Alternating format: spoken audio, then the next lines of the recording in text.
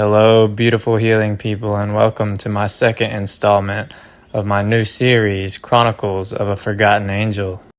Today we will be stepping a little further back in time. Let's go ahead and dive right in, shall we? I am one of 6 children birthed by my mother, the eldest sibling of 5 girls.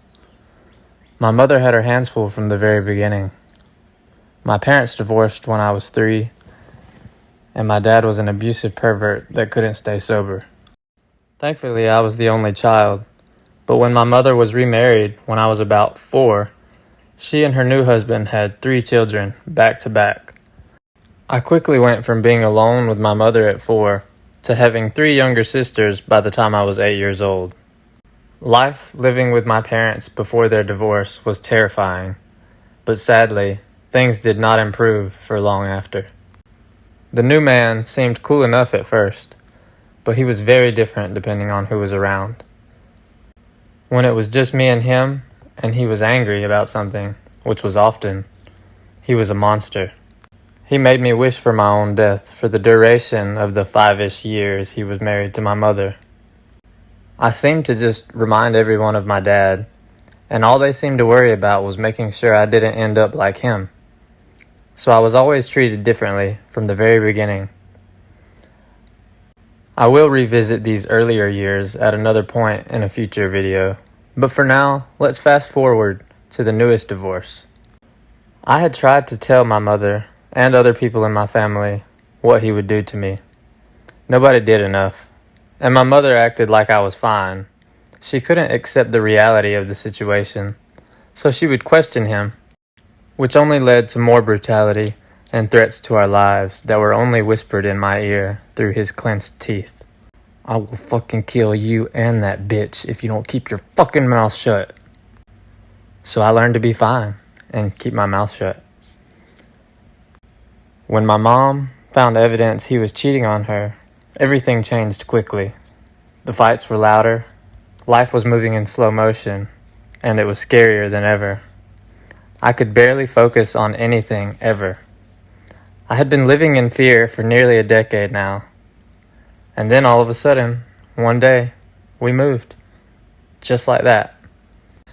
My mother put me in therapy to deal with the abuse and everything that I went through.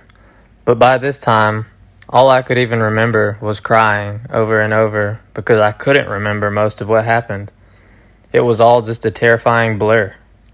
I didn't even know if he had been that mean to me anymore. After all, didn't I deserve the way I was treated? Why else would my life be what it is if I didn't deserve it? I had done what I needed to do to keep my mother and myself alive. Now I was finally free. So I thought. The therapy didn't last long, and neither did my mother's sympathy for what she had done to me, and for never hearing my silent cries for help. Between working, my 3 sisters, who seemed so much more important to her, and her quickly found new boyfriend, I was swiftly forgotten again. All she ever seemed to see in me was my father, and that made her so angry. The girls were little and needed protection. I was older, and I was a boy, the child of a monster who needed to be kept on a short leash to ensure he couldn't ever end up like the monster. It wasn't long before she was pregnant again. Another girl. Things were absolute chaos around us all the time. And I mean all the time. I had been on my own my whole life, emotionally, spiritually, and intellectually. And nothing changed now. The only real interactions I ever got from my mother was being reprimanded or told what was evil, what was godly, and what wasn't. She attempted to dictate every aspect of my life, but it was always her way, period. She was super overbearing and controlling, and was so mean.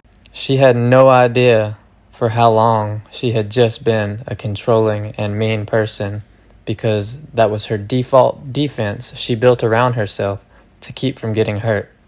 She had actually become the abusers that had abused us and could not even see it. And because our lives were so hectic and chaotic, she would never actually sit to try to figure it out with anyone. It was always everyone else around her that had problems, so she just stayed busy, stayed stressed, and delegated duties to those around her. We're going to skip ahead a little more, and at 12 years old, I was sick and tired of being a slave. That's all I was. That was how she always treated me, like an ungrateful slave who should be thankful that she allows me to live with her, even though she treated me like crap and made me miserable. She seemed to believe that giving me a hug every once in a while tension was lower, or being sweet in front of other people was love. And the older I got, the more I reminded her of my father, and the meaner she got. When I was 12 years old, she did the paperwork herself to have me placed onto juvenile probation for having a bad attitude and being subordinate. She did this after trying to punish me by beating me with a belt because of my attitude. I just stood there and looked at her like I hated her, because I did. I would never have laid a finger on her, or hurt anyone for that matter. But when I just glared into her soul, while she tried so hard to make me cry with that belt, I terrified her. She had awakened something within me. She had no idea the beatings and strangulations I had endured to save her life, when all I had wanted to do was die. But I didn't remember at that time either. Those memories had been shoved so far down in my body. No one could ever treat a child that way, so there's no way that could have happened to me. But that little version of me was staring out at my mother as she swung that belt over and over.